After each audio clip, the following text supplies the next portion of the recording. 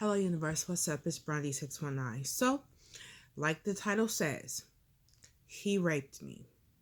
So, I only got about maybe 15 minutes, 10 or 15 minutes um, to tell this story to you guys. So, I'm going to tell this story. I'm going to be kind of brief. Um, I'm I am going to publish this because I think it's super important.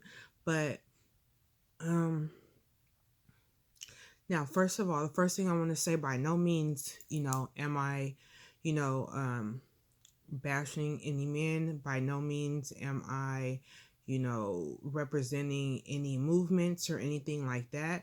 Um, I am just strictly sharing what happened to me. And the reason I want to share it is because I need for all young ladies and men, okay, and young men.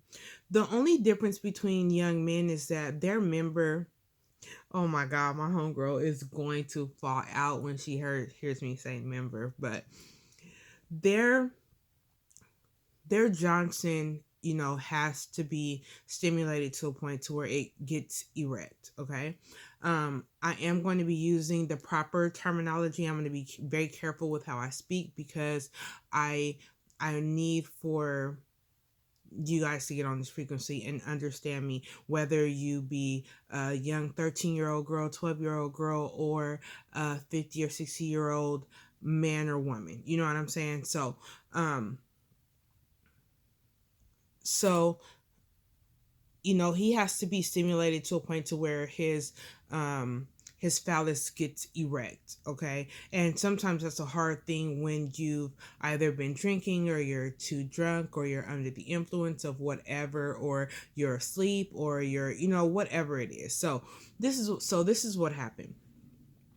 I met this guy. I used to go to this little hole in the wall club here in my town a lot. And um I would always go to this club with my best friend. And so I met this guy. He was pretty cool dude, no sweat. He wasn't my type or anything like that, but he was a nice guy. And of course, I was going through, I don't even know, I think, my daughter's father at that time was in prison or something like that. And I was pregnant. Now I have a whole nother story that I'm even going to do about that situation with my daughter's father. But at that time I was pregnant. I was about 6 months or something like that. And I had made the decision that I was going to be by myself and be a single parent. I was keeping my baby and I was going to move forward with or without whoever wanted to be there. Period, point blank. Okay. She's mine.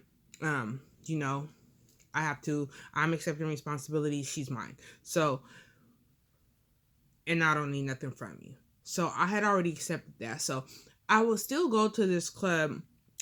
Now, mind you, it's not like a big club. It's literally like a hole in the wall. In the daytime, older people come there, and they may have drinks or something, may play some dominoes, they may cook some food in the back, and then at about 10 o'clock, the DJ will come in and he'll start DJing, and then the older people will kind of leave, and then the younger crowd will come in. So I would still go with my homegirl, and I would hang out, eat pregnant and everything, because I had been going to that club. So everybody knew me in that club. So I have been going to that club, and it was like in my neighborhood. So I have been going to that club. And he befriended me, I befriended him, we chopped it up, we talked, and at that time I just wanted, someone just to talk to, someone to hang out with. I was pregnant, so I had no intentions of doing anything with anyone or anything like that. Just, it was just nice to have someone that admired you even though you're pregnant. So it's like life goes on, right? So this particular day, when all this happened, my friend, and it didn't happen super fast or anything like that, like we'd known each other. So my friend at that time was dealing with a guy that was DJing at that club. And one day we was like, I'd had my baby now by then and everything like that. So one day, the guy, he was gonna come and kick it with my homegirl. My the DJ was gonna come and kick it with the homegirl at her house, and I came to spend the night with my homegirl because on the weekends we would make pizza and cook chicken wings and kick it like chill. Sometimes I would go be over there and would be doing my hair. Well, this particular day, um, it was either the day before or the week before, but she's like, hey, come over. The homeboy, he gonna come and he gonna kick it. And I knew they was chilling and doing their thing. And so she was like, hey, you want other homeboy to come, because they knew each other too. The DJs, all the it was like two DJs that worked there. They all knew this particular dude, and he wasn't a DJ, but he was friends with them. So I was like, yeah, no sweat. You know what I'm saying? Like, he can come over, he can come get some pizza, we kick it. So this night we was having like a couple of drinks and we was chilling. They came over, we was having like a good time, like a blast, and I felt comfortable because I'm at my best friend's house. We know them, we've been knowing them for a long time, and so I was kind of like getting like loose. And when I say loose, like, I was having me like some drinks, I was chilling, like I felt like it was okay for me to get probably a little bent or a little turned up. I thought that he was going to have my best interest at heart and not be tripping or anything like that. Like, we just getting to know each other. So my homegirl was like upstairs. So I've been tipping or whatever, and I hadn't had a drink for a long time because, mind you, I have been pregnant. So after I had my baby, I'm like, okay, I'm gonna turn up a little bit. So this was like my first little like outing like that. And so um I think my mom or my aunt or someone may have had my baby at this particular time. So I hung out, spent the night with them, or at my best friend's house. She's upstairs kicking it with her guy and doing their thing. But this is the thing though. Um I noticed that I was like beyond like buzz. Like, I was drunk. My homegirl had went upstairs with her dude, and we were still downstairs. We were watching TV and we were chopping it. And I kind of remember him saying like, um I think he might have said this even before I got like to a super drunk place, but I was definitely buzzed. I think I heard him say, um if you if you fall asleep, I'm gonna get that. And I was like, whatever, like, he tripping, like, knock it off, you know what I'm saying? And I remember him saying something like, all right. So mind you, my judgment was impaired at that time because, I was just like, he just talking like he tripping, you know what I'm saying? Like, come on now, chill out. So, let's just keep the same energy, like, this is cool right here. So, um, I don't know if I drank more, or I think when he said that, it kind of like hit me. But at that point, I was like, I think that's like when I kind of started to try to get a little bit sober and get myself together. But at that point is when I realized, like, oh, I may have overdone it. Like, ooh, ooh, you know. So I didn't feel afraid or scared, because a part of me, or a whole part of me, really just thought he was just talking shit. We at the homie's house, we at my homegirl's house, his friend is upstairs with my homegirl. We're just getting to know each other, like, let me see, because you're not my type, but I think you a cool and adult dude. Let's see, if we have other things in common where we could kick it. And then maybe after this, we might be able to go on a date. Like, if everything works out here pretty cool, we might be able to go on a date, and maybe we can see what happens from there on. But I remember falling asleep. It was getting late. I was sore up. I like laid down, and like I had like a blanket or something. I like laid down on the floor, and then I don't know if he was under my blanket or if he had a blanket too. And then didn't matter. He could sleep under the blanket. I mean, we're fully clothed. It's all right. Shit, you want some blanket? Here goes some blanket.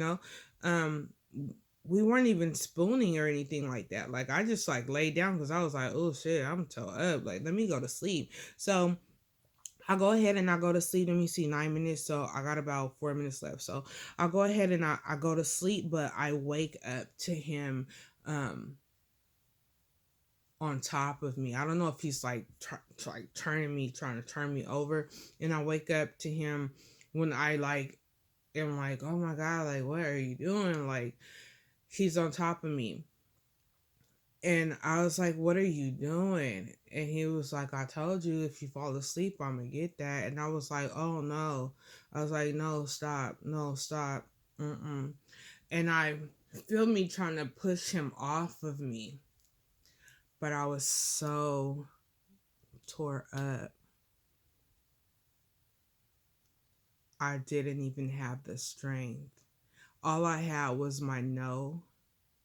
And my no was not asserted because I didn't have the energy. I didn't have the faculties. I didn't have the strength to push him off. And I'm one of them people that's like, like I'm one of those people. I'm that girl. So I was completely vulnerable. And because I just didn't have the strength, like I could feel me like going like no, like no. And you know what's so crazy is even when I sit and I think about it right now, I don't even know if he was drinking.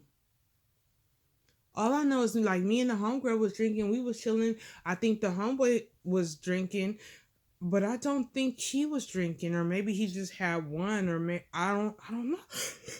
I feel like I don't remember seeing him drinking.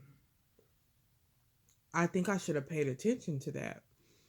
But even if he didn't, and he had dread, so maybe spiritually what he was on at that time probably didn't have anything to do with drinking or anything like that. So maybe he wasn't drinking, and maybe it didn't catch me off guard that he wasn't drinking, or I didn't see it as being something like a problem or something, because I didn't know him enough to know what his spiritual background was, to make a determination on um why he didn't drink, or why he didn't drink so much, or why he didn't really turn up and chill, or maybe he's just a calm kind of dude. He just always was a calm kind of dude. But um so he was on top of me, and he just took my bottoms off. There was no it was just to get, I guess, what he wanted to get in that moment. And he took that moment and took advantage of the state that I was in. And I couldn't even scream or talk loud or say anything. Like, I just didn't have the energy, because my best friend and her dude would have came downstairs like, what's the problem? Like, what's happening? I just didn't have the energy because I was too tore up. So he finished what he was doing because I couldn't fight back. So at that point, I just laid there. I just laid there, like in my head, like in disbelief, like I can't believe this. First of all, I have been with the same guy for so many years. He was in prison. We went through some stuff and we have broken up. I hadn't been with anyone else. When you're pregnant, you take your test, you're clean. Everything is a clean slate. You know what I'm saying? I don't even know if this guy used a condom. I don't know if this guy, if he didn't use a condom, did he pull out, or did he, ejaculate inside of me? I didn't know what kind of diseases this guy had. If he had a herpes, if he had a gonorrhea, if he had a if he had a chlamydia, if he had a syphilis. I didn't know. So, but these are all the things that were going through my head, even though I didn't have the energy to get him off of me. So my mind is racing. And now I'm thinking about my future. I'm thinking about what I'm gonna tell my child, my family. Like if I'm infected with something, the HIV, what am I gonna do?